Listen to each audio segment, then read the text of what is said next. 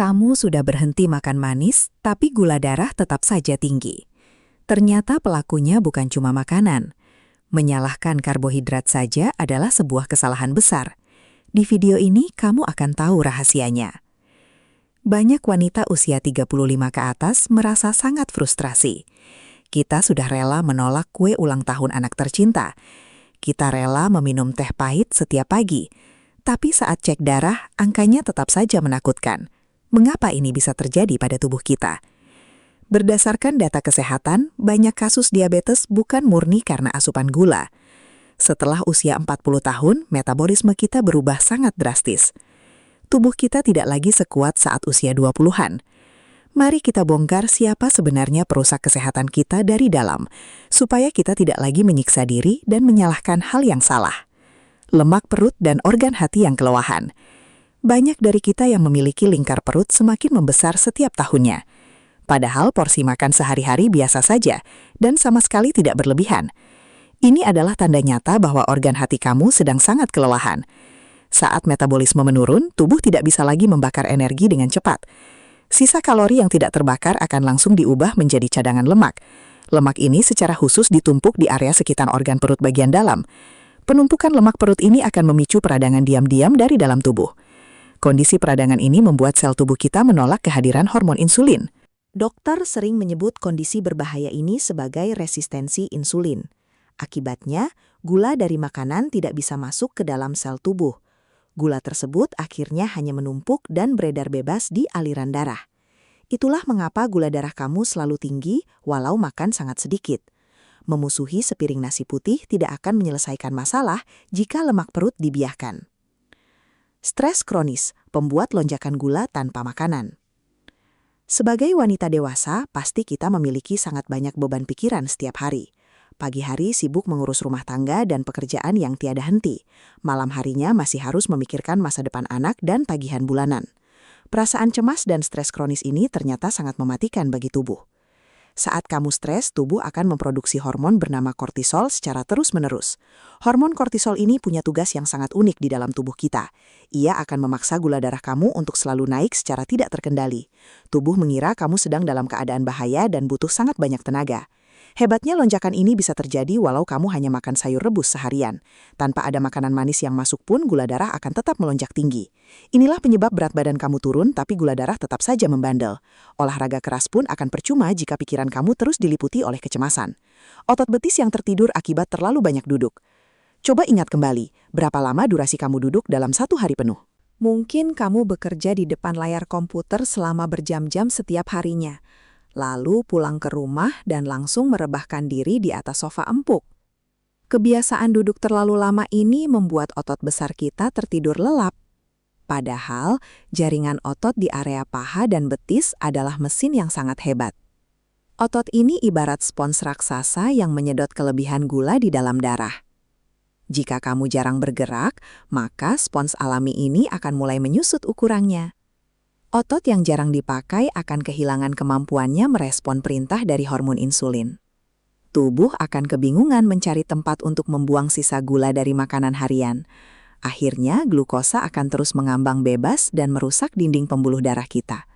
Jangan biarkan otot kamu mengecil hanya karena gaya hidup yang serba instan. Berjalan kaki ringan adalah obat gratis yang sering dilupakan oleh banyak orang. Kualitas tidur buruk menghancurkan ritme alami tubuh. Banyak wanita merasa sudah tidur dengan durasi yang cukup panjang setiap malam, tapi anehnya sering terbangun dengan tubuh yang masih terasa sangat lelah dan berat. Tidur yang tidak nyenyak adalah bentuk stres bawah sadar yang sangat berbahaya. Jantung kamu mungkin berdetak jauh lebih cepat tanpa kamu sadari saat tidur. Napas menjadi lebih pendek dan tubuh gagal melakukan proses pemulihan sel organ. Saat ritme alami tubuh hancur, maka kerja hormon pengatur gula ikut kacau. Keesokan harinya organ pankreas akan jauh lebih sulit merespon sarapan pagi kamu. Gula darah akan langsung melonjak tajam, walau kamu hanya sarapan bubur gandum. Kualitas tidur yang buruk membuat tubuh selalu berada dalam mode bertahan hidup. Memperbaiki jam istirahat malam sama pentingnya dengan menakar sendok gula di cangkir tehmu. Pastikan pikiran benar-benar tenang sebelum kamu memejamkan mata di malam hari. Rasa bersalah berlebihan justru meracuni pikiran. Kita sering merasa sangat berdosa setelah mencicipi sepotong kecil kue yang manis. Rasa bersalah ini diam-diam meracuni pikiran dan menimbulkan tekanan psikologis yang baru. Saat kamu terus-menerus menghukum diri sendiri karena menyantap sepotong makanan lezat, tubuh justru meresponnya sebagai sebuah ancaman dan kepanikan yang sangat luar biasa. Siklus stres baru ini akan kembali memancing hormon kortisol untuk segera keluar.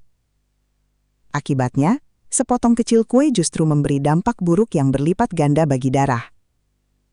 Padahal tubuh kita sebenarnya masih mampu menoleransi sedikit gula sesekali waktu. Kesehatan bukan berarti kamu harus menderita dan hidup dalam ketakutan setiap hari. Hubungan yang bahagia dengan makanan sama pentingnya dengan nilai nutrisi makanan tersebut. Ketenangan pikiran saat mengunyah hidangan jauh lebih penting dari yang kamu bayangkan. Bonus. Usia bukan alasan untuk pasrah pada penyakit. Banyak yang pasrah dan menganggap wajar jika sakit saat bertambah usia. Padahal usia hanyalah sebuah angka dan bukan vonis penyakit seumur hidup. Banyak wanita usia lanjut yang tetap lincah dan bebas dari ancaman diabetes. Kuncinya ada pada pilihan kebiasaan kecil yang kamu buat setiap hari. Tubuh kita dirancang untuk bisa memulihkan diri jika diberi kondisi yang tepat. Masa tua adalah waktu untuk menikmati hidup, dan bukan untuk bolak-balik apotik. Jangan khawatir karena kita bisa memperbaiki semua kekacauan ini mulai hari ini. Tidak perlu mendaftar ke pusat kebugaran mahal untuk menurunkan gula darah kamu. Ada 3 langkah sederhana yang sangat efektif untuk langsung dilakukan di rumah. Pertama, biasakan berjalan kaki santai selama minimal 15 menit setelah selesai makan. Aktivitas ringan ini akan langsung membangunkan otot untuk menyedot sisa gula di darah. Kedua, lakukan latihan angkat beban ringan secara rutin di area ruang keluarga. Kamu cukup menggunakan 2 botol air mineral ukuran sedang sebagai beban angkatan. Otot yang terus dilatih akan menjadi tempat penampungan glukosa yang sangat aman. Ketiga, matikan layar televisi atau telepon genggam 1 jam sebelum waktu tidur tiba. Ganti dengan latihan tarik napas panjang untuk menurunkan kadar hormon kortisol kamu. Menjadi sehat di usia dewasa ternyata sangat sederhana dan juga masuk akal. Jangan lagi memusuhi makanan, tapi mulailah bergerak dan kelola stres pikiran kamu. Kalau kamu merasa informasi dari video ini sangat bermanfaat untuk hidupmu, jangan ragu untuk menekan tombol subscribe sekarang juga ya. Bagikan video ini agar semakin banyak wanita Indonesia yang terbebas dari diabetes. Di video selanjutnya, kita akan bahas cara tidur nyenyak tanpa bantuan obat. Sampai jumpa lagi.